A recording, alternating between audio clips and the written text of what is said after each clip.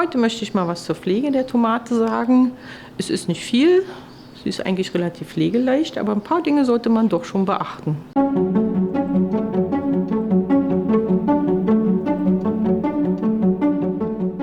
Also wenn man die Tomate erhalten hat, dann sollte man sie schnellstmöglich in einen großen Topf setzen.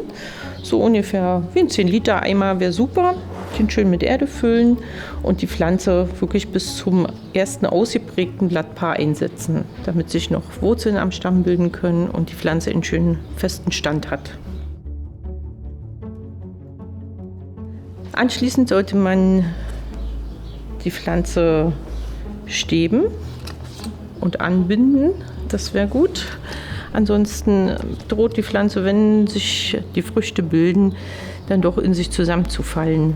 Wir haben die Methode gewählt, einen Bambusstab zu nehmen mit kleinen Metallringen, die sich beim Wachstum auch auseinanderbiegen, damit die Tomatenpflanze nicht eingeengt wird. Man sollte, wenn man Schnur nimmt oder andere Sachen, die irgendwann zu eng werden, sollte man nachbinden und die enge Bindung lösen, damit die Pflanze sich gut entwickeln kann. Irgendwann bildet die Pflanze oder recht schnell sogar Seitentriebe.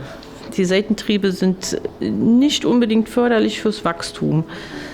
Man sollte sie ausbrechen, ausgeizen nennt man das. Und wenn man sie nicht entfernt, droht leider die Pflanze mehr ins Grün zu schießen, als dass man eine schöne Ernte hat. Das wäre eigentlich schade. Ausgeizen immer in den Blattachseln, also wo die Blätter am Haupttrieb ansetzen. Da kommen die Nebentriebe raus, sind eigentlich gut zu erkennen. Möglichst frühzeitig rausbrechen, ansonsten kann es passieren, wenn man zu lange wartet, dass es vielleicht auch Schäden an der Pflanze gibt.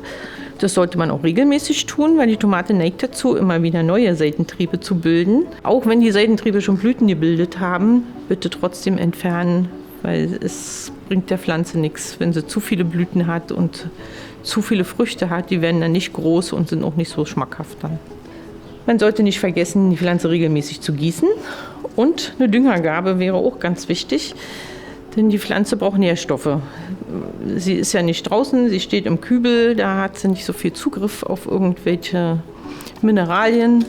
Also wäre es förderlich, sie mit einem organischen Dünger zu versorgen, wie Hornspäne oder Rinderdunk etc. Da gibt es eine ganz breite Palette.